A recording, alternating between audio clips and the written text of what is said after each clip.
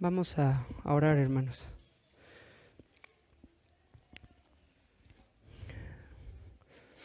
Señor nuestro Dios, te damos gracias por permitirnos pues saber todo lo que hemos experimentado ya en este culto. Gracias por la oración, por los cantos, por la lectura de las Escrituras y por los bautizos, Señor. Te damos gracias por concedernos el participar en todos estos elementos de este culto de adoración. Y Señor, pues queremos ahora pasar al momento de predicar tu palabra, rogándote, Señor, que nos ayudes. Señor, tu palabra es gloriosa, como nos has hecho ver, como lo vimos en el Salmo 119. Es deleitosa, Señor, para nuestras almas. Y eso solo es posible cuando tú nos concedes ver, cuando nos concedes poder mirar la gloria de Cristo en las Escrituras. Señor, delante de nosotros esta mañana tenemos un pasaje realmente glorioso, hermoso, un pasaje donde la gloria de Cristo, la centralidad en Cristo, brilla de una manera peculiar. Y queremos pedirte que pues tú quieras que este momento, que al predicarlo, Señor, se pueda exponer y pueda verse, Señor, podamos todos contemplar la gloria de Cristo. Sabes que palabras humanas, esfuerzos humanos no pueden, Señor, describir las glorias y excelencias de Jesucristo. Pero si tú quieres, Señor, si tú te apiadas de nosotros, Jesucristo puede ser mostrado, Señor, esta mañana a todos los que estamos aquí. Pedimos por nosotros como creyentes que el leer y contemplar lo que el apóstol Pablo dice aquí nos pueda ayudar a ver la gloria de Cristo y a enfocar correctamente nuestra forma de vivir a la luz de las glorias de Jesucristo. Y te pedimos, Señor, por aquellos que no han creído en Él todavía. Te rogamos, Señor, que este momento, en este sermón, tú quieras compadecerte y abrir sus ojos para que puedan ver lo hermoso de Cristo y lo vano y lo inservible de todo lo demás, de todos los ídolos y de todas las cosas que a veces ponemos o escogemos en lugar de Cristo. Pedimos, Señor, que Cristo brille hoy para los creyentes, para los incrédulos, y que sea un momento, Señor, en el que nuestros corazones puedan ser alzados a Él y podamos gozar de Él. Pedimos esto en nombre de Jesucristo. Amén. Si gustan, vamos a abrir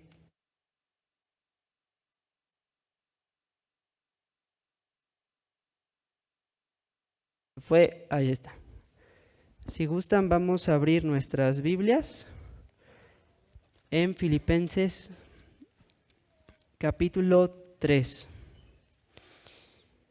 Y el día de hoy nos corresponden los versículos 4 al 14. Filipenses 3, 4 al 14. Cuando lo tengamos, podemos ponernos de pie para todos juntos leer la palabra de Dios. Filipenses 3, 4 al 14. Dice así la palabra de Dios. Aunque yo tengo también de qué confiar en la carne, si alguno piensa que tiene que confiar en la carne, yo más, circuncidado al 8º día, del linaje de Israel, de la tribu de Benjamín, hebreo de hebreos, en cuanto a la ley, fariseo, en cuanto a celo, perseguidor de la iglesia, en cuanto a la justicia que es en la ley, irreprensible. Pero cuantas cosas eran para mí ganancia, las he estimado como pérdida por amor de Cristo. Y ciertamente aún estimo todas las cosas como pérdida por la excelencia del conocimiento de Cristo Jesús, mi Señor, por amor del cual lo he perdido todo y lo tengo por basura para ganar a Cristo y ser hallado en Él, no teniendo mi propia justicia que es por la ley, sino la que es por la fe de Cristo, la justicia que es de Dios por la fe, a fin de conocerle y el poder de su resurrección y la participación de sus padecimientos, llegando a ser semejante a Él en su muerte, si en alguna manera llegase a la resurrección de entre los muertos. No que lo haya alcanzado ya, ni que ya sea perfecto, sino que prosigo por ver si logro asir aquello por lo cual fui también asido por Cristo Jesús. Hermanos, yo mismo no pretendo haberlo ya alcanzado, pero una cosa hago, olvidando ciertamente lo que queda atrás y extendiéndome a lo que está delante. Prosigo a la meta, al premio del supremo llamamiento de Dios en Cristo Jesús. Esto es palabra de Dios. Amén.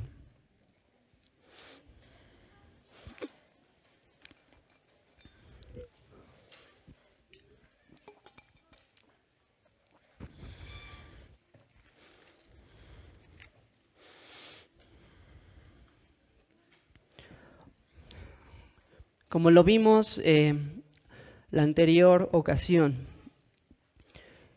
el apóstol Pablo ha comenzado una nueva sección en la carta a los filipenses. Después de haber estado hablando de todos estos asuntos concernientes a la unidad de la iglesia, ahora Pablo enfoca su atención en un problema que estaba sucediendo por allá y en varias iglesias, de hecho, que es el tema de los falsos maestros y particularmente aquí, en este contexto, los falsos maestros judaizantes. Como lo vimos la vez pasada, personas que dicen, sí, Cristo es el Mesías, pero no basta solamente creer en Él para ser salvo, sino que además de creer en Él, hay que añadir esto y particularmente la obediencia a la ley ceremonial, de la cual la circuncisión es, por así decirlo, la cabeza por ser la señal del pacto. Vimos la vez pasada que Pablo da dos mandamientos ante este problema, ante esta situación. El mandamiento de guardarse de esos falsos maestros, pero también el mandamiento de regocijarse en el Señor. Y hablamos de cómo estos mandamientos de alguna manera se conectan, de cómo hay que huir del legalismo, de toda doctrina legalista, pero que a la vez hay que regocijarse en Cristo, porque mientras los falsos maestros no conocen a Dios y no llevan a nadie a conocer a Dios, nosotros sí, como lo vimos, somos el pueblo de Dios en Cristo, y eso nos debe llevar a gozarnos en el Señor. Esos dos mandamientos que Pablo ha dado son claros, no tienen muchas cosas rebuscadas, son mandamientos evidentes en los primeros versículos de este capítulo 3, pero Pablo tiene a bien, inspirado por el Espíritu, añadir más peso y fuerza a esos mandamientos mediante contarnos su testimonio. Es un pasaje largo el que leímos hoy, porque es realmente todo un bloque en el que Pablo nos cuenta su testimonio, y no exactamente de la misma forma como lo hace en el libro de los Hechos. En el libro de los Hechos vemos a Pablo contando lo que le sucedió en cuanto a los hechos caminando o camino a Emaús, como el Señor se le apareció, como cae del caballo, todas esas cosas. Pero aquí en este pasaje, Pablo nos lleva un poco más profundo, más allá de los hechos externos que él vivió, al tener la aparición de Cristo, al caer, al quedar ciego, Pablo nos cuenta aquí qué pasó en su corazón, qué sucedió en su interior cuando él fue salvado por Dios. Y Pablo no lo hace porque sea egoísta o porque quiera dirigir la atención a sí mismo nomás porque sí, sino Pablo va a contarnos su testimonio para reforzar estos mandamientos que hemos visto de guardarse de los falsos maestros y regocijarse en el Señor. Así que con la ayuda de Dios, con la ayuda del Señor en esta mañana, vamos a ver este bloque en el que Pablo nos cuenta su testimonio. Y Pablo realmente nos cuenta su testimonio en 3 partes, las 3 partes que de hecho siempre tiene cualquier testimonio. La primera parte es antes de su conversión, la segunda parte es su conversión y la tercera parte después de su conversión. Esos van a ser nuestros 3 puntos que vamos a seguir al analizar nuestro texto. Número 1, Pablo antes de su conversión. Número 2, la conversión de Pablo. Y número 3, Pablo después de su conversión. Comencemos entonces, hermanos, con el primer punto, Pablo antes de su conversión. Y vamos ahí a nuestro pasaje a partir del versículo 4. Dice Pablo: aunque yo tengo también de qué confiar en la carne, si alguno piensa que tiene de qué confiar en la carne, yo más, circuncidado al 8º día, del linaje de Israel, de la tribu de Benjamín, hebreo de hebreos, en cuanto a la ley, fariseo, en cuanto a celo, perseguidor de la iglesia, en cuanto a la justicia que es en la ley, irreprensible. Ahí del versículo 4 al 6 se encuentra esta parte donde Pablo nos habla de cómo él era antes de su conversión, cómo él era antes de Cristo. Y lo hace Pablo en particular, y el versículo 4 nos lo aclara, con la intención de compararse él con estos falsos maestros. Como lo vimos la ocasión anterior, los falsos maestros eran personas que no se gloriaban en Cristo, que no confiaban en Cristo totalmente, sino en última instancia confiaban en su carne, es decir, en lo que ellos hacían. Y Pablo prácticamente está diciendo aquí, si ellos creen que pueden confiar en lo que hacen, si ellos creen que tienen algo en lo cual descansar, algo en lo cual reposar, o algo en lo cual gloriarse de lo que han hecho, Pablo les dice, ellos no saben nada de lo que es tener justicia propia. Ellos no saben nada de lo que es tener una vida de moralidad, una vida de esfuerzo y de dedicación por obtener la salvación por las obras. Y Pablo empieza entonces a dar estas características por las cuales él antes tenía confianza en sus obras, en lo que él hacía. Y lo primero que él menciona en el versículo 5 es circuncidado al 8º día. Los judaizantes, como ya lo dijimos, una de tantas cosas que mandaban a los gentiles que se convertían, los no judíos que se convertían, era a circuncidarse. Pablo les dice, pues yo fui circuncidado como manda la ley del Señor a los 8 días de nacido. Yo no fui alguien converso que después se convirtió al judaísmo ya como alguien mayor. Yo fui un hijo del pacto, un niño dentro de la comunidad del pacto. Nací en el pueblo de Dios, nací y me fue dada la señal del pacto a los 8 días de nacido, como manda la ley de Moisés. Después de esto, Pablo dice en el verso 5, del linaje de Israel, de la tribu de Benjamín. Nuevamente Pablo enfatizando que él no fue alguien añadido de fuera, no era alguien gentil añadido al pueblo judío, sino que él era realmente israelita de sangre y nació de la tribu de Benjamín. Y si ustedes han leído el Antiguo Testamento sabrán que la tribu de Benjamín se destaca junto con la tribu de Judá, por ser las dos tribus que se mantuvieron fieles al Señor cuando se dividió el reino después de Salomón. Cuando Salomón muere y viene ahora su hijo, sucede una división en la que todas las tribus del norte se apostatan, se entregan a otros dioses, y solo las tribus del sur, Judá y Benjamín, se quedan con el rey legítimo de Dios, con el templo de Dios y realmente con la religión genuina, con el judaísmo correcto. Entonces, Pablo puede gloriarse de decir: yo vengo de las tribus puras, de las tribus que no se corrompieron como las del norte, sino de las tribus que se mantuvieron fieles al Rey de Dios, al lugar de Dios, al templo de Dios, al pacto de Dios. Continúa diciendo en el versículo 5 Pablo, diciendo: hebreo de hebreos. Pablo era hebreo, descendía de hebreos y era, por así decirlo, un hebreo por excelencia. Pablo, al ser parte del pueblo de Israel, de la tribu de Benjamín, era realmente un hebreo de altura, un hebreo excelente, un hebreo ejemplar. Y dice después, en cuanto a la ley, fariseo.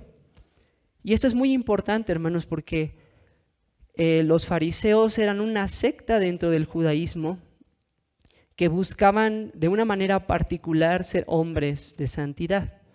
Ahora sabemos que Cristo los reprendió duramente como sepulcros blanqueados, como hipócritas, pero tenemos que entender, hermanos, que ante la comunidad judía no había personas más santas, más piadosas, más puras, más esforzadas en la piedad que los fariseos.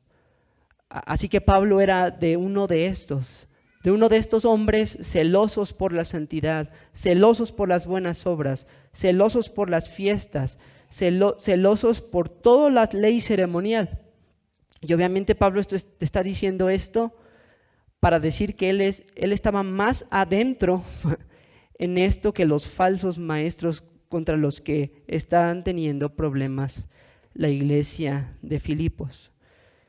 Sigue más adelante en el versículo 6 diciendo: en cuanto a celo, perseguidor de la iglesia. Pablo se describe aquí como un hombre celoso, y de hecho sí, si nosotros leemos el libro de Hechos, nos vamos a dar cuenta que Pablo, al ser un fariseo estricto, un fariseo en serio, un hombre que tomaba las cosas en serio, él realmente creyó que Jesucristo no era el Mesías, que era un impostor, que era un falso maestro, y él empezó a perseguir a la iglesia de Cristo. Él empezó, como dice el libro de Hechos, lleno de amenazas y muerte, a perseguir a los creyentes, a apresarlos, a forzarlos a blasfemar. Pablo creía que era su deber como fariseo, como celoso del pueblo de Dios y de la religión de Dios. Él creía su deber acabar con el camino de Cristo y acabar con los seguidores de Cristo, y estaba muy comprometido con ese fin. Y ahí es de hecho donde vemos que sucedió su conversión en el libro de los Hechos. Justo cuando él está persiguiendo a la iglesia, el Señor se le aparece y le dice: ¿por qué me persigues? Era un hombre lleno de celo, lleno de fervor y pasión en todo lo que hacía. Y Pablo concluye esta sección diciendo: en cuanto a la justicia que es en la ley, irreprensible. Ahora sabemos por las propias escrituras que Pablo escribió que Pablo no era realmente alguien sin pecado, no era realmente alguien sin mancha en su corazón, sino como Cristo lo dijo vez tras vez, los fariseos, él los acusó de ser sepulcros blanqueados, de ser personas tan estrictos, tan formales, tan celosos, por fuera parecían buenos, por fuera tenían una moralidad, un buen maquillaje, un un buen disfraz, aunque por dentro seguían esclavos al pecado, esclavos a Satanás. Pero en ese sentido Pablo era irreprensible, no realmente, no en su corazón, sino en toda su religión externa. No había día de reposo que Pablo no estuviera ahí puntual para celebrarlo. No había fiesta que Pablo no estuviera ahí para celebrarla. No había práctica judía que él no cumpliera con excelencia. Este era el apóstol Pablo. Y dado que él se relaciona aquí en este pasaje con los falsos maestros, podemos claramente concluir que Pablo confiaba en todo esto, hermanos. Pablo descansaba en todas estas características de su vida, en toda su formación, en toda su educación, en toda su piedad, su religión. Pablo descansaba en eso para su salvación. Y ese era el apóstol Pablo, ese es el apóstol Pablo que se nos presenta al principio en el libro de los Hechos. Y ese es Pablo antes de su conversión. Vamos ahora al segundo punto, que es la conversión de Pablo. Y voy a leer del versículo 7 al 11. Dice Pablo: pero cuantas cosas eran para mi ganancia, las he estimado como pérdida por amor de Cristo. Y ciertamente aún estimo todas las cosas como pérdida por la excelencia del conocimiento de Cristo Jesús, mi Señor, por amor del cual lo he perdido todo y lo tengo por basura para ganar a Cristo y ser hallado en Él, no teniendo mi propia justicia que es por la ley, sino la que es por la fe de Cristo, la justicia que es de Dios por la fe, a fin de conocerle y el poder de su resurrección y la participación de sus padecimientos, llegando a ser semejante a Él en su muerte, si en alguna manera llegase a la resurrección de entre los muertos.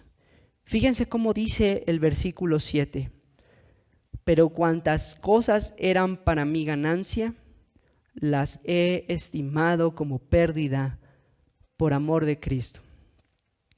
Cuando Pablo iba camino a Damasco, cuando iba lleno, respirando amenazas y muerte contra el pueblo de Dios, Lucas nos cuenta en el libro de Hechos que el Señor mismo se le apareció, diciendo: Saulo, Saulo, ¿por qué me persigues?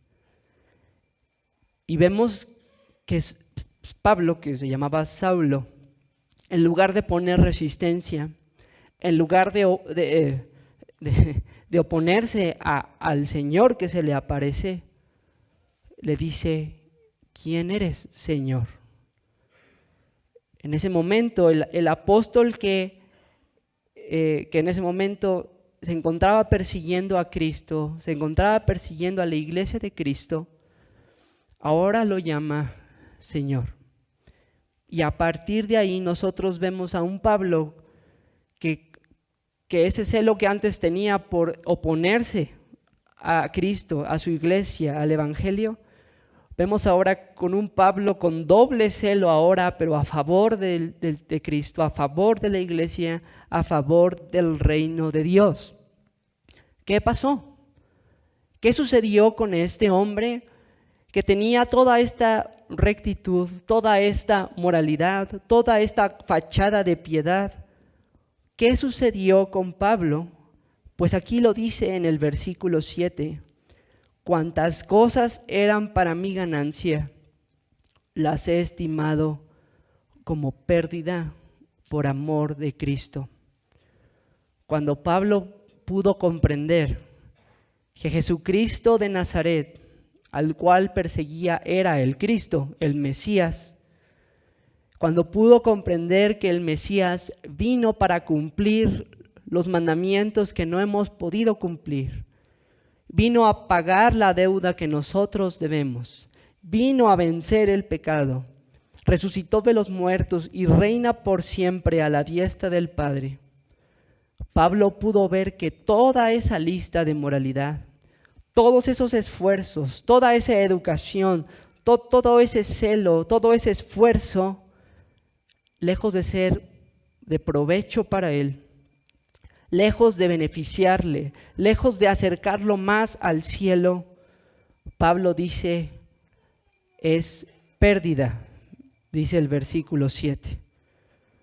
Pablo, todo lo que tenía por ganancia, todo lo que tenía como algo provechoso, como algo digno de vivir para eso, Pablo ahora lo considera como pérdida por amor de Cristo.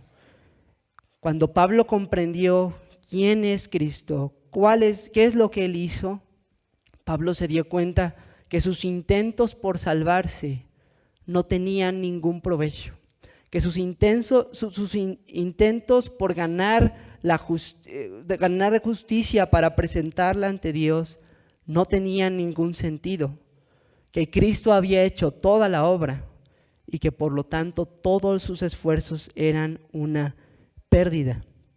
Y del versículo 7 al 11, Pablo desarrolla esta idea cavando y cavando y cavando sobre ella, repitiéndose en un sentido a sí mismo para dejar bien enfáticamente claro que todo lo que él confiaba, toda su seguridad, su gloria y su religión y piedad eran una pérdida. Es muy interesante que en el versículo 8, vean cómo lo dice Pablo ahí. Y ciertamente aún estimo todas las cosas como pérdida por la excelencia del conocimiento de Cristo Jesús, mi Señor, por amor del cual lo he perdido todo y lo tengo por basura para ganar a Cristo. Pablo no solo llegó al punto de decir toda esta lista de moralidad es pérdida, sino Pablo usa un lenguaje más fuerte en el versículo 8 diciendo que es basura. Y la traducción aquí basura en nuestra Reina Valera no es mala, es correcto, pero no comunica la fuerza y la repugnancia del término griego que Pablo está usando. Yo estoy de acuerdo con varios comentaristas que esta palabra podría traducirse mejor como excremento. No estamos hablando de cualquier basura, sino de la basura, de la basura más horrible, de la basura más aborrecible, de la basura más apestosa, más odiosa, más fúchila, la cosa más fea que existe. Para Pablo, queridos hermanos, cuando se dio cuenta de quién es Cristo, cuando se dio cuenta de lo que Él hizo, Pablo entonces llegó a considerar todos sus esfuerzos como excremento, como algo que ni quiere ver, como algo que ni quiere oler, como algo que ni quiere tener nada que ver con eso. Esa es la fuerza con la que Pablo está comunicando su mensaje aquí. Y quizás podemos pensar, bueno, ¿y por qué? ¿Por qué Pablo se expresa tan fuerte de su vida pasada, de sus intentos por ser buena persona, de sus intentos por ser religioso, sus intentos por guardar los mandamientos de Dios? Al fin y al cabo, él estaba sinceramente equivocado, ¿no? No era que Pablo estaba, como algunas personas entregadas al pecado de una manera abierta y clara, sino eran sus deseos sinceros y bien intencionados. Pues Pablo no lo ve así, hermanos, porque Pablo llegó a entender, como dice el versículo 9, que esto es un asunto de en qué justicia confiamos. Vean cómo dice el versículo 9. Bueno, versículo 8 al final dice, lo tengo por basura para ganar a Cristo y ser hallado en Él, no teniendo mi propia justicia que es por la ley, sino la que es por la fe de Cristo, la justicia que es de Dios por la fe. ¿Por qué es basura todo su esfuerzo que hizo? ¿Por qué es excremento toda esa vida pasada tan moral y tan piadosa, entre comillas? Porque el punto es que por esa vida que él tenía, él no confiaba en Cristo. Él confiaba en su propia justicia, confiaba en lo que él hacía, y al hacer eso, él rechazaba la verdadera justicia de Dios. Rechazaba la única provisión de justicia que hay, en el único Mesías que hay para poder agradar a Dios. Solo Cristo ha vivido una vida perfecta conforme a los mandamientos de Dios. Solo de Cristo el Padre ha dicho que es su Hijo amado en el que tiene complacencia, y por lo tanto solo la vida de Cristo satisface al Padre. Y es la única vida que puede justificar a un hombre. Fuera de Cristo, la justicia, los esfuerzos, los intentos por cambiar no valen nada, no sirven nada, son excremento a los ojos de Dios. Pero vean cómo Pablo no termina allí el relato de su conversión, sino vean cómo en el versículo 10 Pablo pasa de la justificación a algo más profundo todavía. Dice Pablo, a fin de conocerle y el poder de su resurrección y la participación de sus padecimientos, llegando a ser semejante a él en su muerte. Sí, todo esto es un asunto de justicia, de la justicia que realmente agrada a Dios y por la cual realmente podemos ser salvos. Pero ¿cuál es el punto final de tener la justicia que agrada a Dios? ¿Cuál es el corazón de la religión? ¿Cuál es el corazón y el fin principal del hombre? Versículo 10, a fin de conocerle. Ese es el gran problema aquí, hermanos, y el gran asunto. Por la vida que Pablo llevaba, por la confianza que tenía en sus obras, que realmente eran excremento, Pablo no podía genuinamente conocer a Dios. Pablo no podía tener comunión con Dios. Su vida moral, sus esfuerzos religiosos, lejos de acercarlo a Dios para gozar de Él para siempre, lo alejaban y lo alejaban, y si hubiera seguido en ese camino, lo hubieran alejado por siempre en el infierno. El corazón de la razón por la que existimos, queridos hermanos y amigos, no es simplemente para pensar en ir al cielo para no sufrir, o simplemente para ser perdonados, para tener una conciencia limpia. El corazón del Evangelio, hermanos, consiste en conocer a Dios. Cristo mismo se lo dijo al Padre en su última oración, allí con sus discípulos en Getsemaní. Jesucristo le dice al Padre, esta es la vida eterna. En esto consiste la vida eterna, y que te conozcan a ti, el único Dios verdadero, y a Jesucristo quien has enviado. Ese es el tema, hermanos, ese es el corazón de la religión, el corazón de la vida. De eso se trata la existencia. Esa es la razón por la que somos cristianos, esa es la razón por la que hemos acudido a Cristo, no meramente para ser perdonados, no meramente para ser libres del pecado, todo eso es cierto, pero ¿por qué queremos ser perdonados? ¿Por qué queremos ser libres? Por llegar a conocer a Dios, porque un Dios justo y santo no puede tener comunión con alguien culpable. Por eso necesitamos el perdón y la justificación. ¿Por qué necesitamos ser libres del pecado? Porque un Dios puro no tiene comunión con los impuros.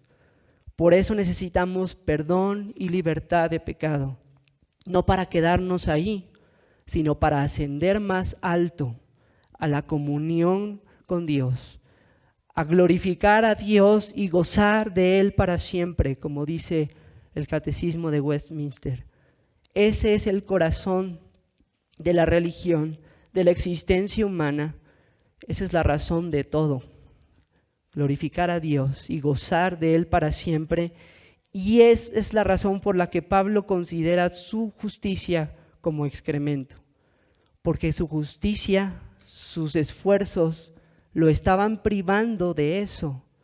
No solo lo iban a condenar a un sufrimiento eterno y nada más, sino el corazón de ese sufrimiento eterno es que no iba a poder gozar del amor, comunión, amistad y favor de Dios por la eternidad, sino que iba a recibir la ira, maldición y el abandono de Dios. Así que por eso es que Pablo aquí considera todas esas obras como pérdida, ese pasado como basura, como excremento, por amor de Cristo, dice el versículo 7, porque ha entendido que en y por Cristo, él ahora puede gozar de Dios, disfrutarlo, glorificarlo, puede gozar de Él para siempre. Así que eso es lo que pasó en la conversión de Pablo, hermanos. Todo esto es lo que pasó en su corazón. Toda su justicia ante sus ojos quedó como excremento y puso su confianza en la justicia de Cristo como el único medio para poder llegar a tener comunión con el Dios Trino. Vamos ahora a nuestro tercer punto. Pablo después de su conversión.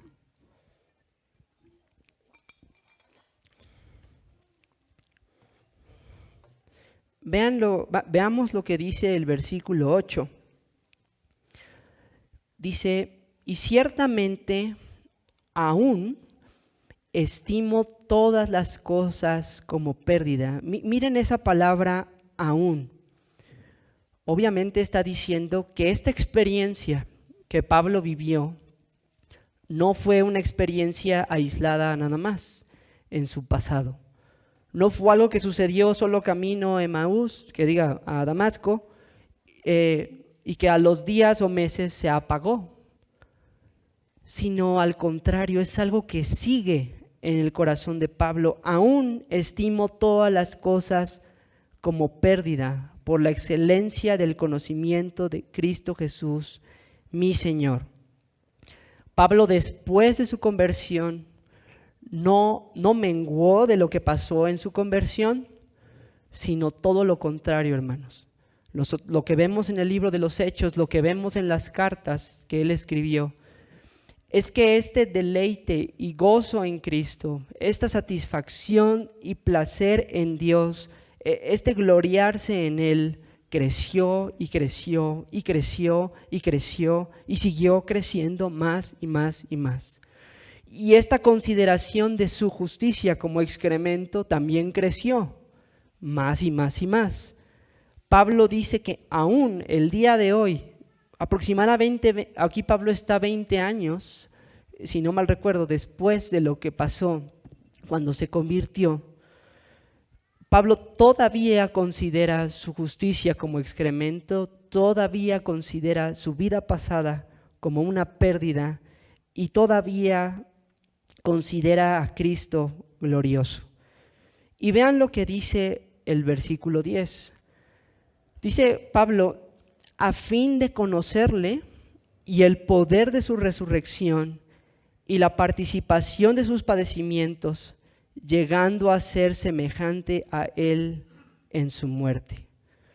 Fíjense los detalles que Pablo añade aquí a este tema de conocer a Cristo. Ya de por sí lo que pasó en su conversión es glorioso, es precioso que Pablo pasó de considerar su justicia como excremento y Cristo como el mayor tesoro. Pero vean qué profundo Pablo quiere conocer a Cristo. Dice el versículo 10, a fin de conocerle y el poder de su resurrección y la participación de sus padecimientos, llegando a ser semejante a él en su muerte.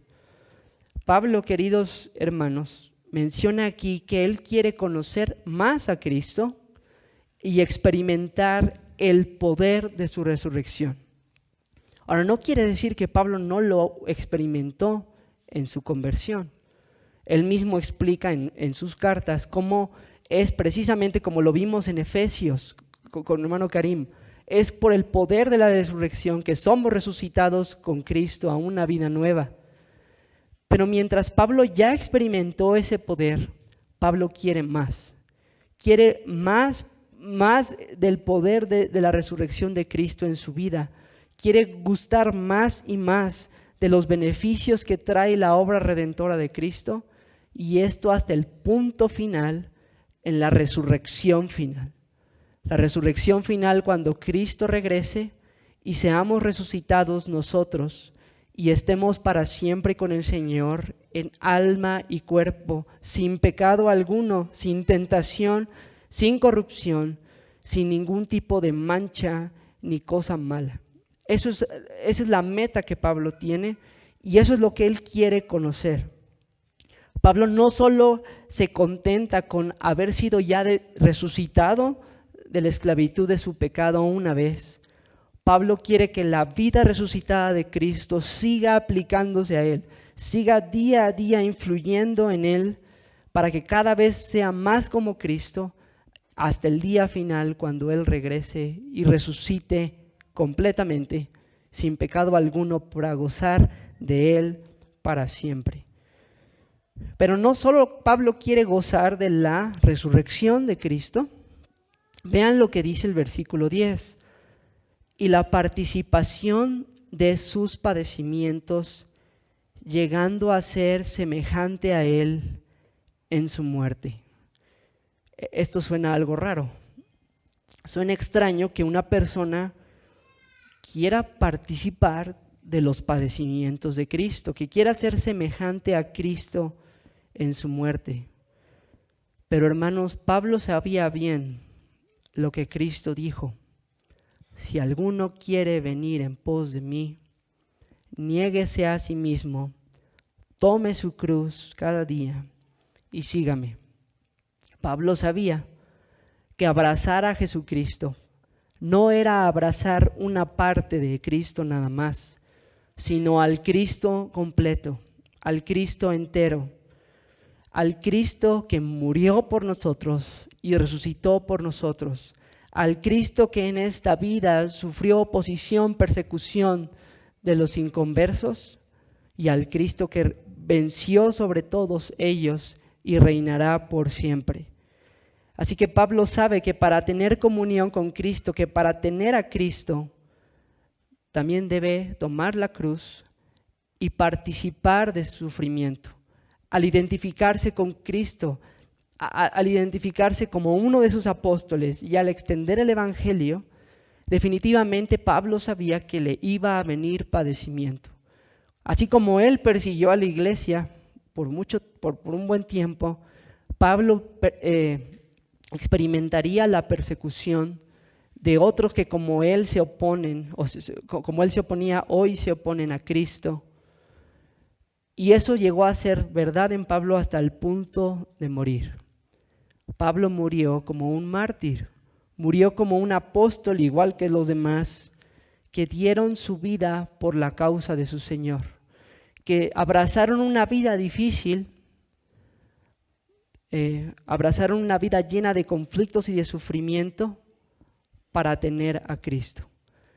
El hecho de que abrazar a Cristo implicara sufrir, a Pablo no lo alejó de Cristo, sino que lo acercó.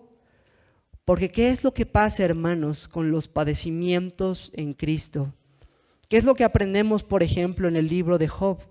¿Qué pasa cuando Dios lleva a un creyente a sufrir? No es un mero placer macabro, por así decirlo, de querer llevar a alguien a sufrir porque sí. Cuando Dios lleva a un hijo suyo a sufrir, es como cuando un padre toma a su hijo y lo hace sufrir al cambiarle el pañal, pero le está haciendo un bien. Como cuando como cuando un padre le saca los mocos a su hijo y al hijo le duele, no le gusta, pero le está haciendo un bien. Cuando Dios lleva a sus hijos en Cristo a sufrir por causa de Cristo y todo el sufrimiento que experimenta un creyente en su vida, el creyente, lejos de ser alejado de Cristo por el sufrimiento, es llevado más cerca. Cuando el creyente sufre, cuando el creyente experimenta dolores por causa de Cristo, la comunión que tiene con Cristo, lejos de menguar, se incrementa.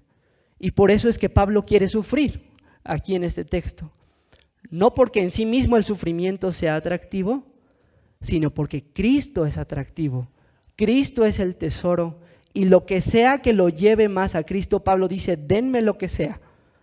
Si este sufrimiento, si ser como Él en su muerte, me va a hacer más como Él, me va a hacer gozar más de Él, que venga el sufrimiento, que vengan las tragedias, que venga la muerte misma. Yo quiero a Cristo, dice Pablo. Él es mi tesoro, Él es mi vida, Él es el que ha cautivado todo lo que tengo y lo que soy. Quiero a Cristo, dice Pablo, denme a Cristo, lo que sea por Cristo. Y esta, queridos hermanos, es la vida de Pablo después de su conversión.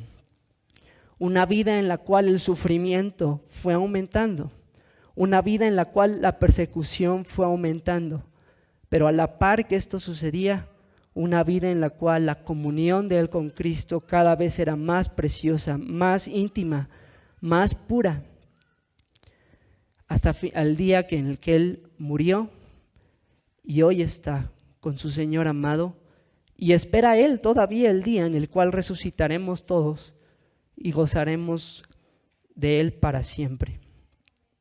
Ahora, es muy interesante lo que Pablo está diciendo aquí, porque por un lado pareciera que Pablo habla en términos de ya poseer a Cristo, ya poseer su salvación, ya gozar de Él, pero por otro lado habla en términos como si todavía no lo tuviera, todavía no gozara de Él.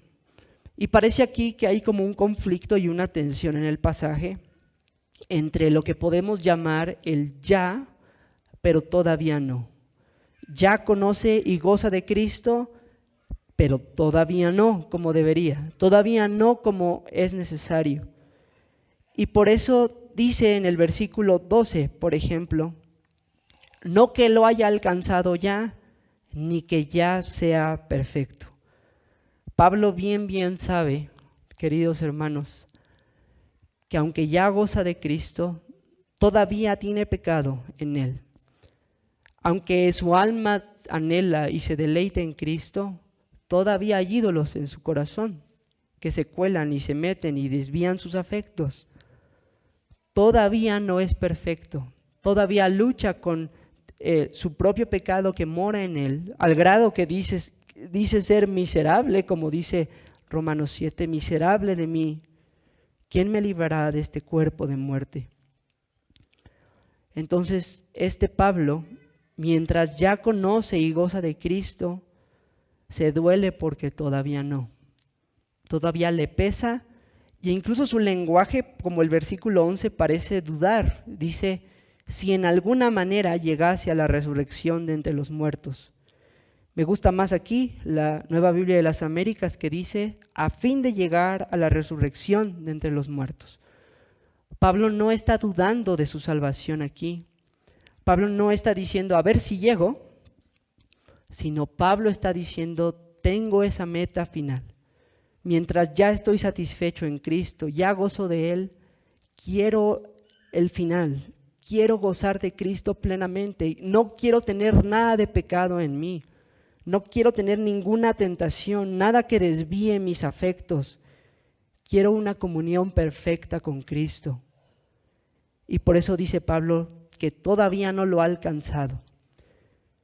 Pero fíjense lo que dice el versículo 13, porque no tenemos a un Pablo derrotado aquí diciendo, bueno, pues todavía no lo he alcanzado, pues ya ni modo, me voy a aguantar hasta que Él vuelva. Sino vean lo que dice el verso 13. Hermanos, yo mismo no pretendo haberlo ya alcanzado, pero una cosa hago, olvidando ciertamente lo que queda atrás y extendiéndome a lo que está delante. Prosigo a la meta, al premio del supremo llamamiento de Dios en Cristo Jesús. Aquí Pablo definitivamente está usando un lenguaje como de atletismo, como de los Juegos Olímpicos, como de un atleta que tiene una meta, ¿no? Después de una carrera. Y Pablo está diciendo que él, como un atleta, cuando ve que todavía no es perfecto, cuando ve que todavía no goza de Cristo como debería, cuando ve que todavía hay pecado en él, en lugar de bajar el ritmo y desanimarse, dice Pablo que él le echa más ganas a la carrera. Él, como dice, prosigue a la meta.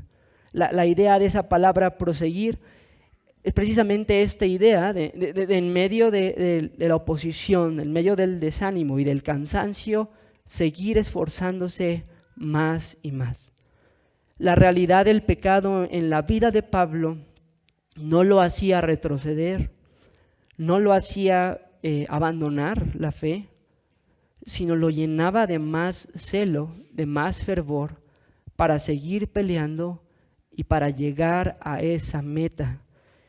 Y es muy interesante el versículo 12, y quizá en la Reina Valera no se ve con la gloria que pudiera verse, pero vean cómo dice: no que lo haya alcanzado ya, ni que ya sea perfecto, sino que prosigo por ver si logro asir aquello para lo cual fui también asido por Cristo Jesús.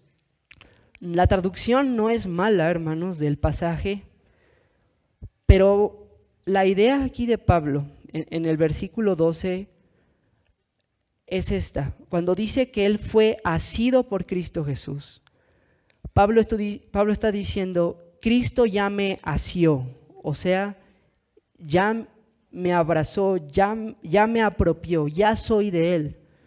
Y prosigo yo por asir a Cristo, por llegar a la meta y abrazarlo al cruzar.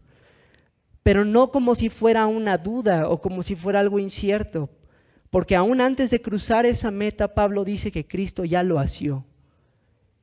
Precisamente la razón por la cual él prosigue a la meta es porque ya fue asido por Cristo, ya fue apartado por Cristo para sí, ya fue apropiado por Cristo como su posesión. Y lo único que espera Pablo es llegar al final para que eso se cumpla final y perfectamente. Así que, hermanos, este es Pablo después de su conversión. Un hombre que lejos de menguar, un hombre que lejos de caer en un desánimo fatal, es un hombre que ve a Cristo más precioso, su pecado más horrendo, y se esfuerza día a día por llegar a la meta, no con incertidumbre de si va a llegar o no, sino sabiendo que Cristo ya lo asió, como dice el verso 12, y por lo tanto espera el día de cruzar la meta y dejarse caer en los brazos de Cristo y gozar de Él para siempre. Esa es, queridos hermanos, la vida de Pablo después de su conversión.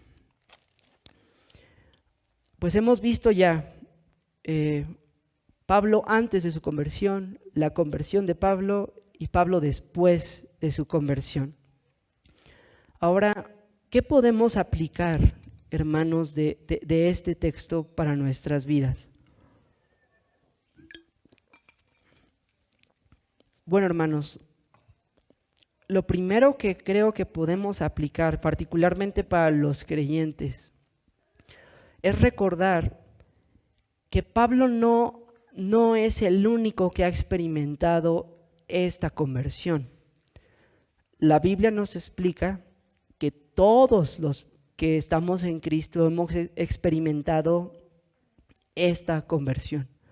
Es verdad, las circunstancias varían, como de hecho ya lo vimos en el estudio de la confesión hace 2 domingos, como lo pudimos ver en los testimonios de los hermanos que se bautizaron. No todas las historias son iguales, no todas las maneras en las que esto se experimenta y pasa son iguales. No en todos sucede o parece ser tan aparente como en otros, ¿no? Como lo explicó el hermano Gus, hablando de los niños que son criados desde pequeños en casa, en un hogar cristiano. Pero a la vez, hermanos, sí tenemos que decir que todos hemos experimentado esto. Todos nosotros, todos los creyentes, hay un punto de nuestra vida en el que nuestra justicia, nuestros esfuerzos, nuestro intento por cambiar, lo que es de nosotros, para nosotros deja de ser una ganancia y se vuelve una pérdida. Todo nuestro progreso y en lo que descansábamos se convierte en basura o, como lo vimos, en excremento, y donde Cristo se vuelve precioso. Toda la vida podemos quizá escuchar de Cristo, pero hay un momento donde podemos ver nuestro pecado horrendo y podemos ver a Cristo, el tesoro de los tesoros, el bien de los bienes, el gozo soberano, como decía San Agustín. Todos los creyentes hemos experimentado esta realidad. Y todos nosotros vivimos en la misma tensión que Pablo describió aquí, entre este ya, pero todavía no. Porque ya conocimos a Cristo, ya fuimos perdonados, ya fuimos asidos, como lo vimos, por Cristo Jesús. Pero a la vez vemos que no somos perfectos, como Pablo lo dice, que no lo hemos alcanzado aún. Vemos mucho pecado y tentación y a veces entre más crecemos, más luz tenemos y más mal nos llegamos a sentir. ¿Qué podemos aprender de Pablo aquí, queridos hermanos? Nosotros que estamos en esta tensión del ya, pero todavía no. Pues hermanos, tenemos que hacer lo que Pablo dice aquí en el versículo 13. Hermanos, yo mismo no pretendo haberlo ya alcanzado, pero una cosa hago, olvidando ciertamente lo que queda atrás y extendiéndome a lo que está delante. Pablo no está diciendo aquí que seamos ligeros con nuestro pecado, así como que pecas y dices, bueno, ya quedó en el pasado, no pasa nada, lo dejo atrás y me extiendo a lo delante. No es esa la idea. La idea es más bien que sí, el pecado nos duele, el pecado nos desanima, las tentaciones nos abruman,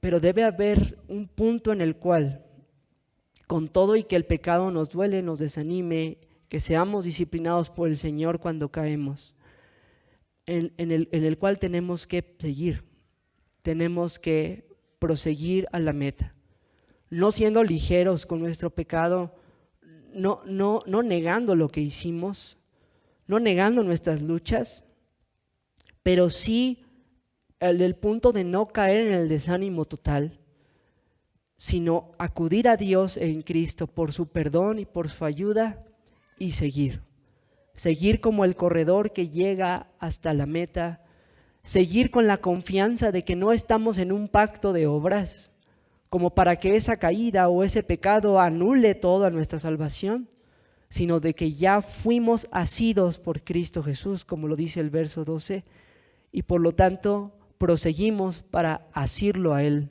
en la meta final. Así que hermanos, todos los creyentes que estamos aquí, en algún momento de nuestro peregrinar podemos batallar con desánimo, con pensar en tirar la toalla, como se dice, con pensar que ya no vale la pena seguir luchando, con pensar que no vamos a llegar. Querido hermano, que este mensaje sea de aliento para ti y para mí, para que en ese sufrimiento, en esas luchas y tentaciones, prosigamos a la meta. No siendo ligeros con lo que hicimos, no tratando lo que hicimos como si fuera poca cosa, pero tampoco no quedando atrapados, ¿no? Como el peregrino atrapado en el castillo de la duda, sin esperanza, sin salida. Peregrino sacó la llave de la promesa en esa celda y la abrió y siguió. Y eso es lo que hay que hacer, hermanos. Hay que proseguir a la meta, hay que seguir adelante y vamos a llegar, porque ya fuimos asidos por Cristo Jesús. Ahora, la segunda aplicación que quiero que consideremos como creyentes es cómo todo esto que Pablo ha dicho refuerza los mandamientos que vimos la vez pasada de guardarse de los falsos maestros y regocijarse en el Señor. Pablo obviamente aquí es un contraste total con los falsos maestros. Primero, porque Pablo tenía más justicia, más piedad, una vida más justa, entre comillas, que estos falsos maestros. Pero Pablo se contrasta con ellos en el hecho de que Pablo consideró todos esos esfuerzos excremento, basura, pecado a fin de cuentas, y puso su fe en Cristo. Y Pablo vive en seguridad de salvación y en perseverancia, mientras los falsos maestros viven en inseguridad y no pueden perseverar hasta el fin porque no están unidos a Cristo.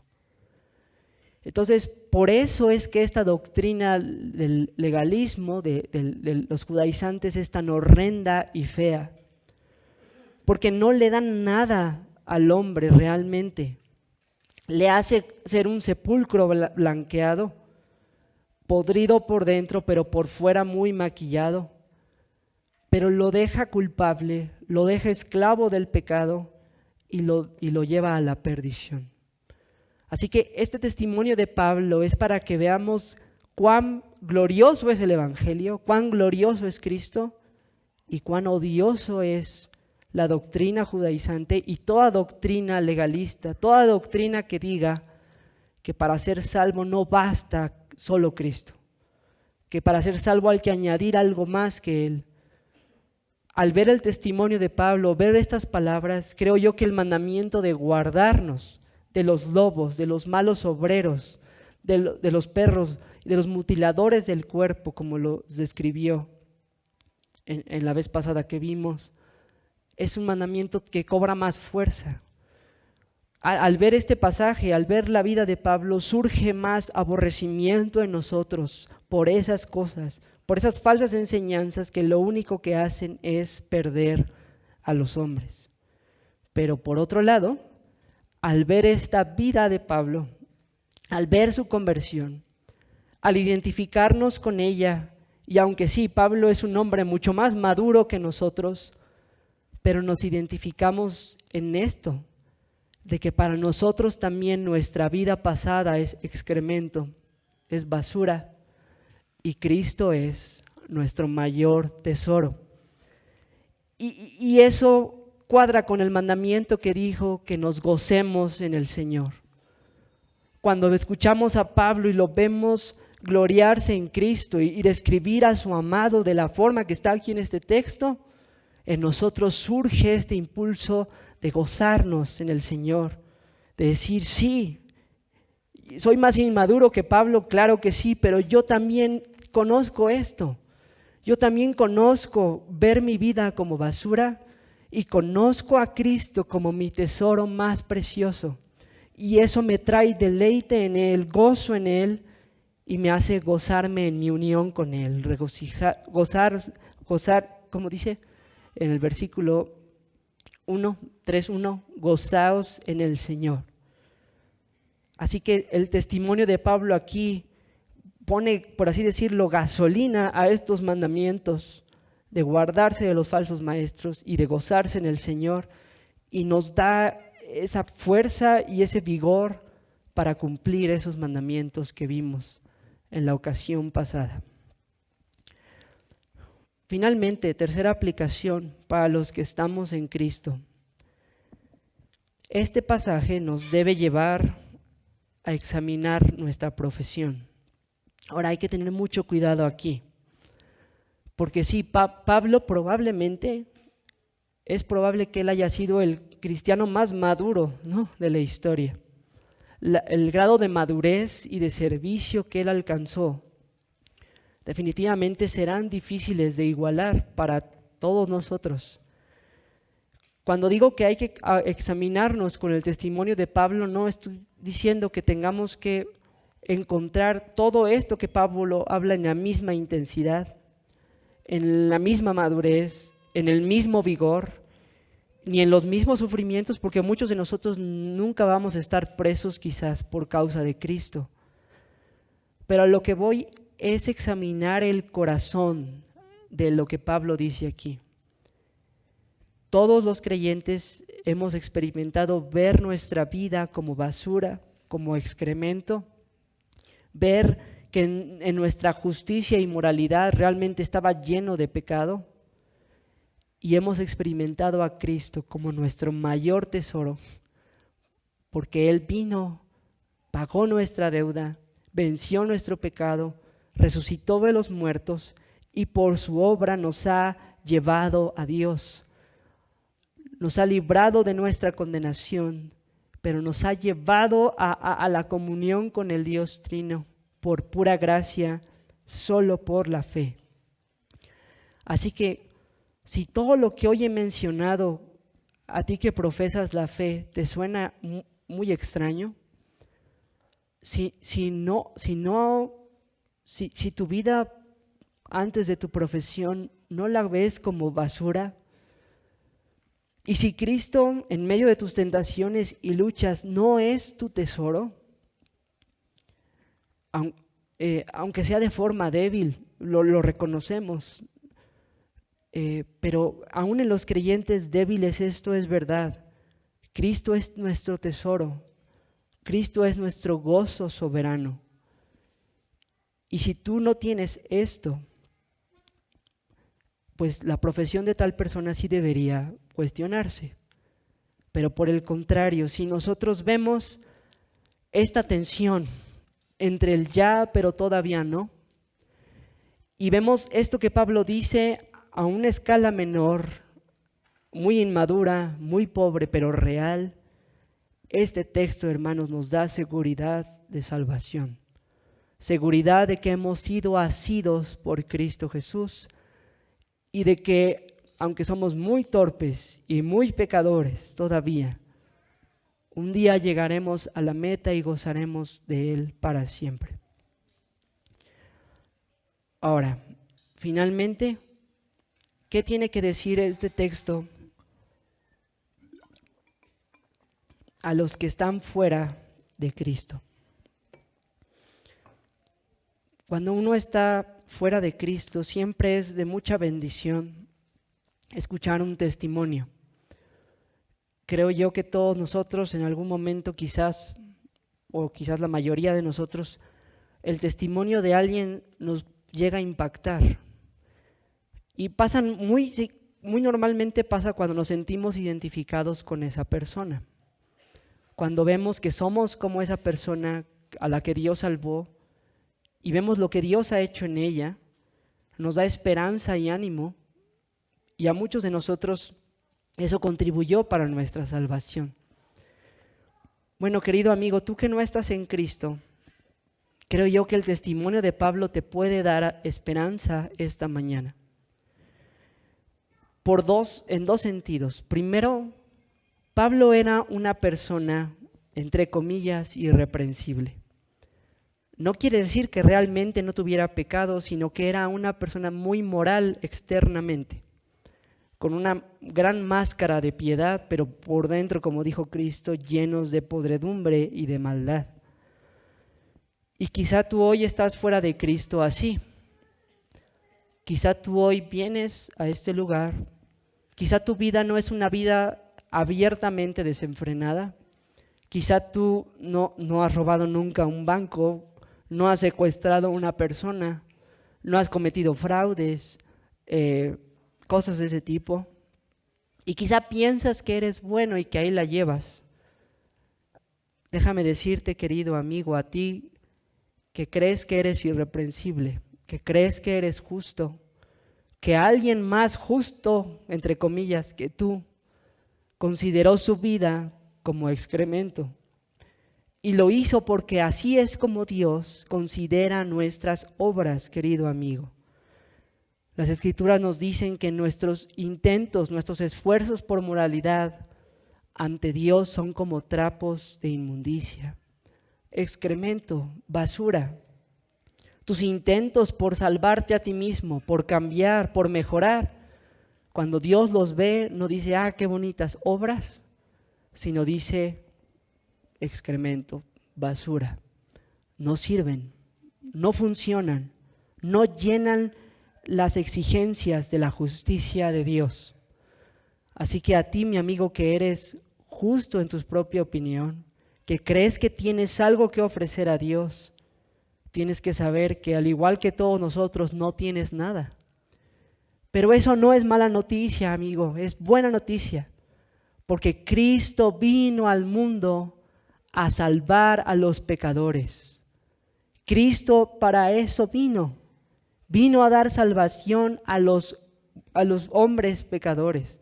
No vino por justos, sino vino por personas como tú y como yo. Ahora, en otro sentido también creo yo que este pasaje puede animar a los que no están en Cristo. Porque Pablo describe aquí en toda su lista de vida pasada un hecho, una vivencia que lo marcó de por vida y lo llenó de vergüenza toda su vida, que es el hecho de que él fue perseguidor de la iglesia. Más adelante en otra de sus cartas, debido a haber perseguido a la iglesia de Dios, Pablo se llama a sí mismo el primero de los pecadores. Pablo llegó a tener vergüenza, a sentir muchísima pena y muchísima vergüenza de haber perseguido a la esposa de Cristo y haberla asolado con amenazas y muerte. Y esto da también un aliento a los que no están en Cristo, que son abiertamente contrarios a Dios, abiertamente contrarios a la iglesia, abiertamente contrarios a su reino. Porque, querido amigo, uno más opuesto a la iglesia que tú es el que hoy habló, Pablo. Uno más reacio al reino de Dios que tú nos contó su testimonio. Y querido amigo, quizás tú de repente, si estás tan hundido en el pecado, puedes pensar que no hay esperanza para alguien como tú, que no hay salida para alguien tan malo. Pues mira, amigo, hubo esperanza para el primero de los pecadores, para un hombre lleno de amenazas y muerte contra la iglesia. Hubo perdón y salvación gratuita en Cristo. Así que si tú eres de los que se creen buenos, o si eres de los que se creen el primero de los pecadores, para ambos, para todos los que no están en Cristo, porque a fin de cuentas realmente todos estamos llenos de basura, como lo dice Pablo aquí.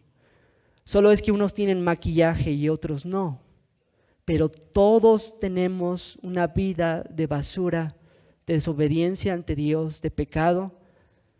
Y la gran noticia esta tarde es que Cristo salva pecadores. Los sanos no tienen necesidad de médico, sino los enfermos. Cristo dijo, no he venido a llamar justos, sino a pecadores al arrepentimiento. Querido amigo, tu vida, al igual que como estaba yo, está llena de basura, de excremento. Tus obras no son agradables ante Dios. Pero Cristo vino, siendo Dios, se hizo hombre, sufrió en la cruz el castigo por nuestro pecado, venció el pecado, fue sepultado, resucitó al tercer día en gloria y poder. Y por esa vida, esa muerte y resurrección, podemos ser perdonados y libres gratuitamente. El llamado para todos los que no están en Cristo es a arrepentirse y poner su fe en Él, como lo hizo Pablo en su momento. Arrepentirse de la vida que llevaba, considerar la basura y confiar en Cristo. Y como lo dijo aquí, ser hallado en Él no por su justicia, sino por la justicia de Cristo, por la vida perfecta que Él vivió, por su muerte y su resurrección. Considerar que por eso y solo por eso se puede ser salvado. Así que, querido amigo, seas tú de los que se creen buenos o de los que no ven esperanza alguna, para todos está la libre oferta de Cristo, porque Cristo vino a salvar a los pecadores. Que Dios quiera que todos los que estamos en este lugar podamos identificarnos con Pablo, considerando todo lo que antes era glorioso para nosotros como pérdida, como basura, y que podamos ver a Cristo como nuestro mayor tesoro y gozo soberano. Amén.